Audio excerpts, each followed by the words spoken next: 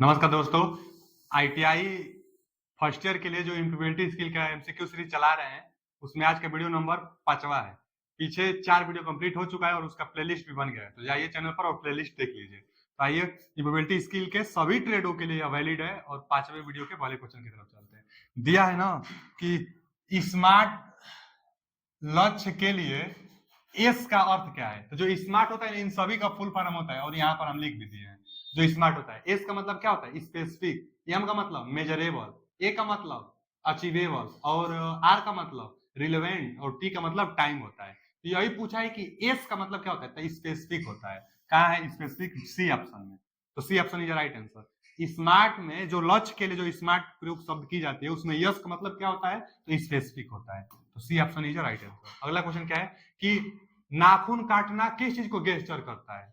कोई नाखून काट रहा है तो आप गेस किस चीज के लिए करेंगे? उदासी है यह गेस करेंगे कि असुरक्षा महसूस कर रहा है यह, कि आत्मविश्वास में है, कि रचनात्मक में है, रक्षात्मक में है। तो हम लोग कहेंगे असुरक्षा में, यानी B option is right answer. कोई नाखून काट रहा है, जैसे मान लीजिए क्रिकेट कोई देखता है और नाखून काट रहा है, तो इसका मतलब कि थोड़ा असुरक्षा महसूस कर रहा है अपने आप को। नहीं तो अगर कॉन्फिडेंस होता वो तो तब थोड़ा नाखून काटता। अगर मैच जीत जाते वो उसका जो फेवरेट टीम है तो नाखून नहीं काटता। थोड़ा असुरक्षा महसूस कर रहा है तभी वो नाखून काट रहा है। तो इसलिए क्या, बी ऑप्शन, नाखून काटना किसको गेस्चर करता है इस विकल्प में? तो B option is right answer. अगला कि फिर तेज और सीधा चलना किसको दिखाता है? तेज और सीधा चलना, तो तेज और सीधा चलना तो मतलब आत्मविश्वास को डिनोट करेगा भाई ना। किसको गेस्चर करेगा? तेज और सीधा चलना आत्मविश्वास को। तो C option is right answer. अगला क्वेश्चन क्या है कि तेज और सीधा चलना फिर आएगा तो कॉन्फिडेंस यानी सी, आत्मविश्वास को। अगला क्वेश्चन क्या है कि लक्ष्यों को रिक्त स्थान के रूप में वर्गीकृत किया जाता है। तो लक्ष्यों को किसमें वर्गीकृत? शॉर्ट टर्म और लॉन्ग टर्म, यानी D option is right answer. जो लक्ष्य होगा वो पहले शॉर्ट टर्म और लॉन्ग टर्म में बताएंगे। फिर अगला क्वेश्चन देखिए, फिर वही आ गया कि लक्ष्यों का वर्गीकरण किस टर्म में करता है?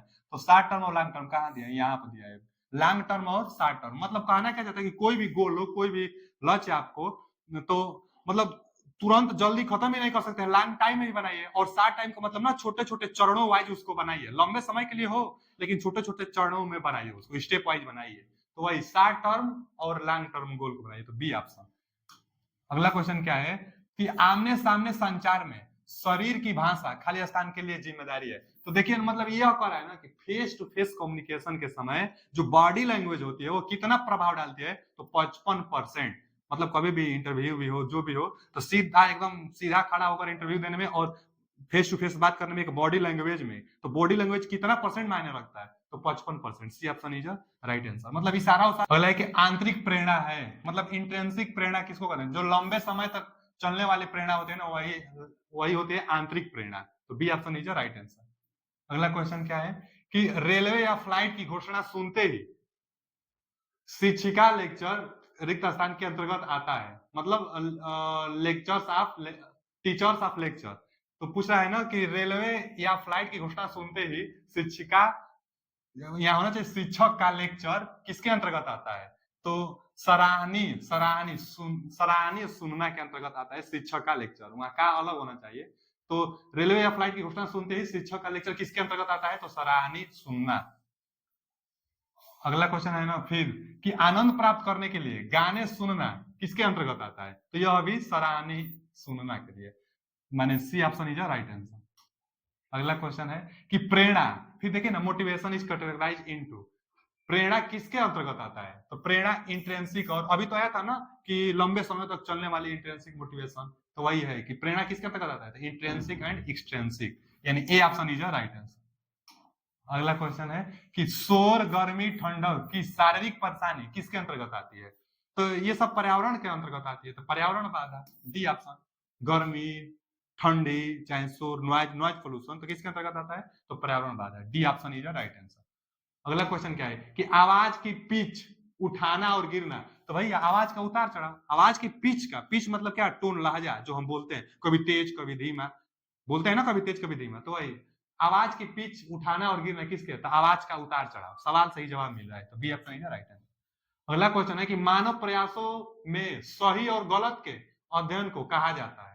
सही और गलत के अध्ययन को क्या कहा जाता है? प्रेरणा कहा जाता है, कि सेल्फ अवेयरेंस कहा जाता है, कि नैतिक और नीति शास्त्र तो यही इथिक्स, मतलब नैतिक और नीति शास्त्र कहा जाता है। नैतिकता, सही गलत, जो भी सही गलत का अध्ययन कहा जाता है, तो नैतिकता में यही सब में सिखाया जाता है, नैतिकता क्या होनी चाहिए, सही गलत क्या होता है, यही सब नैतिकता में सिखाई जाती है। तो सी ऑप्शन इज राइट है। आगे है ना कि भूमिका निभाने में क्या कमी है, मतलब किसी नाटक आप रोल प्लेइंग कर रहे हैं, दिया गया है रोल प्लेइंग, तो भूमिका निभाने में क्या कमी है, तो आत्मविश्वास बनाता है, तो ये तो होना चाहिए भाई। अब नाटक कर रहे हैं तो आत्मविश्वास बनाता है, ये तो सही है, आपके लिए उचित भी है, अच्छा भी है। और सुनने की कौशल विकसित करता है, तो ये भी सही है आपके लिए। फिर आगे वास्तविक स्थिति प्रदान नहीं करता, तो ये गलत है। मतलब इसको क्या कमी है, तो यही, मतलब इस क्वेश्चन के अनुसार सी ऑप्शन सही है कि वास्तविक स्थिति प्रदान नहीं करता है आपको। जैसे मान लीजिए कि आप राम का रोल कर रहे हैं, तो क्या वास्तव में आप राम बन जाएंगे, तो नहीं, तो वास्तविक स्थिति को प्रदर्शित नहीं करता है। तो क्या हो जाएगा कि C option is right answer इस क्वेश्चन अनुसार, तो सी ऑप्शन। और अगला क्वेश्चन जो कि आज इस लेक्चर का लास्ट क्वेश्चन है कि समस्या समाधान प्रक्रिया में, किसी समस्या का आप समाधान कर रहे हैं, तो समस्या समाधान प्रक्रिया में समाधान का चयन करने के बाद, समाधान का चयन करने के बाद आगे क्या करना चाहिए, तो उसको अप्लाई करिए। जो भी समस्या हो उसका आप निदान चाहते हैं, और कह रहा है कि समस्या का चयन, समाधान का आप चयन भी कर लिए हैं, क्या समस्या उसका चयन भी कर लिए, तो अब क्या करेंगे आगे, उसके बाद आपको क्या करना चाहिए, तो उसको अप्लाई करना चाहिए। तो क्या करना चाहिए, इंप्लीमेंट द सॉल्यूशन, मतलब समाधान को लागू करें, जो समाधान आप पाए हैं उसको क्या करें, लागू करें। तो आज के लिए इतना ही, मिलते हैं आगे अगले वीडियो में। थैंक यू, धन्यवाद।